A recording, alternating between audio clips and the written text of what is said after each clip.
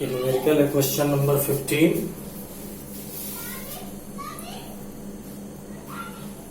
5 into 10⁻⁷ coulomb तथा -5 into 10⁻⁷ coulomb आवेश के बीच की दूरी 1 सेंटीमीटर है। आवेशों के बीच की दूरी 1 सेंटीमीटर। फिगर बनाने का प्रयास करते हैं। देखिए दोनों आवेश सेम है, परिमाण इसका मैग्नीट्यूड क्या है, इसका सेम है, केवल एक प्लस है और एक माइनस है। तो चलो मान लेते हैं एक क्यू है और एक क्या है, माइनस क्यू। इनके बीच की डिस्टेंस कितनी है, इसको हम लोग बोलते थे 2L। कितना दिया हुआ, 1 सेंटीमीटर। ठीक है। बने डाइपोल के एक्सिस के सेंटर से, डाइपोल अर्थात द्विध्रुव के अक्ष से के केंद्र से कितने डिस्टेंस पर, मान लेते हैं R डिस्टेंस पर। कितना डिस्टेंस दिया, 50 सेंटीमीटर। तो R कितना हो गया, 50 सेंटीमीटर डिस्टेंस पर। तो मान लेते हैं यहां कहेंगे, इस बिंदु पर, पॉइंट P पर। क्या पता करना है आपको, वैद्युत क्षेत्र की तीव्रता।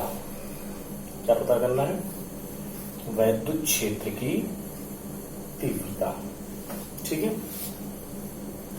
तो जरा आप देखिए 2L कितना है, 2L है 1 सेंटीमीटर। L कितना हो गया, 1/2, 2 नीचे आएगा, कितना होगा 0.5 सेंटीमीटर। 2L है अर्थात दोनों आवेशों के बीच की जो डिस्टेंस है वो 2L 1 सेंटीमीटर दिया हुआ है। तो L करेंगे तो 0.5 सेंटीमीटर आया। R देखिए कितना है, 50 सेंटीमीटर। तो इसका मतलब R L से बहुत बड़ा है। R बड़ा हो गया और L क्या हो गया, बहुत छोटा। इसका मतलब R बड़ा है ज्यादा, किससे, L से। क्या कहा है, द्विध्रुव के सेंटर से अक्ष से कितने डिस्टेंस, 50 सेंटीमीटर पर आपको वैद्युत क्षेत्र की तीव्रता ज्ञात करनी है। तो कौन सी स्थिति है द्विध्रुव की, अक्षीय स्थिति। कौन सी स्थिति है, अक्षीय स्थिति। बिंदु P पर वैद्युत क्षेत्र की तीव्रता ज्ञात करनी है। तो ये तो हम आपको प्रूफ करवा चुके हैं। अक्षीय स्थिति में वैद्युत क्षेत्र की तीव्रता कितनी होती है, यदि R L से बहुत बड़ा हो तो 1/4πε0। कुछ कहा नहीं है इसके बीच में मीडियम या माध्यम के बारे में, तो हम K = 1 ले लेते हैं, यहाँ K नहीं रख रहे हैं। क्या हो जाएगा, 2P/R3। ये फार्मूला कब लिखते हैं, जब R बड़ा होता है किससे, L से।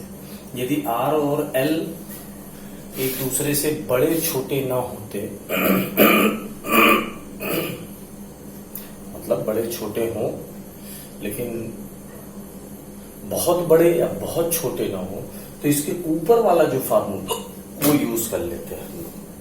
ठीक है। लेकिन अगर R बड़ा है तो ये फार्मूला यूज करते हैं, क्योंकि L क्या हो गया, फार्मूले में निगलेक्ट हो गया। कुछ रख भी देंगे तो कुछ दिक्कत वाली बात है। तो वैल्यू रख दीजिए। तो देखिए हमको ये चाहिए, तो इसमें क्या खोजना पड़ेगा, P बराबर क्या होता है भाई, Q × 2L। द्विध्रुव के दोनों आवेशों की वैल्यू, दोनों आवेशों में से किसी एक आवेश की वैल्यू, क्योंकि दोनों वैल्यू सेम है तो किसी एक की वैल्यू रख दो। कितनी है भाई, 5 × 10⁻⁷ 2L अर्थात दोनों के बीच की डिस्टेंस कितनी, 1 सेंटीमीटर। तो सेंटीमीटर को क्या लिखते हैं, -2। अब किसमें हो गया, मीटर हो गया। तो कितना हो गया, 5 -7 -2 -9। मात्रक क्या होता है, यूनिट क्या होता है, कूलाम मीटर। क्या होता है, कूलाम मीटर। वैल्यू पुटअप कर दीजिए यहाँ पे। अब तो डायरेक्ट रख दो यहीं पे। = 1/4πε की वैल्यू हो गई 9 × 10⁻⁹। 2P की वैल्यू हो गई 5 × 10⁻⁹/R3।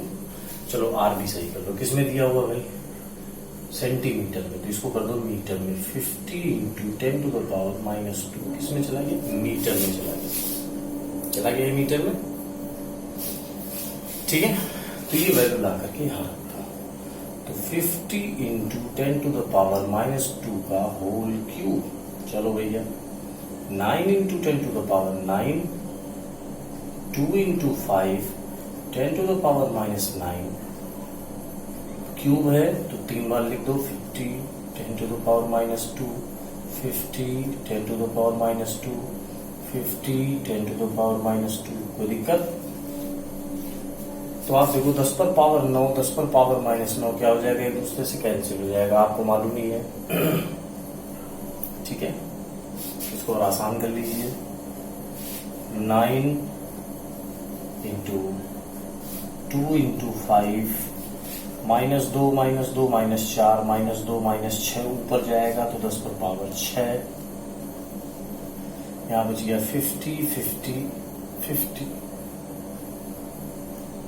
50 50 50। तो इसको लिख सकते हैं 9 into 2 into 5 into 10 to the power 6 upon, अब ध्यान दीजिएगा, एक जीरो इसमें, एक जीरो इसमें, एक जीरो इसमें, तो हम इसको ऐसे लिख सकते हैं 5 into 5 into 5 10 to the power 3। लिख सकते हैं कि नहीं लिख सकते हैं? लिख सकते हैं ना। एक जीरो इसका, एक जीरो इसका, एक जीरो इसका, 10 पर पावर कितना हो गया? 3।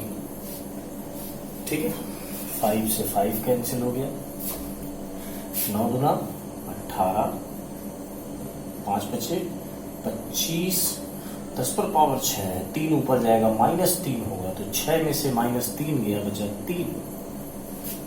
ठीक है, यहां तक समझ में आ गई आपको बात?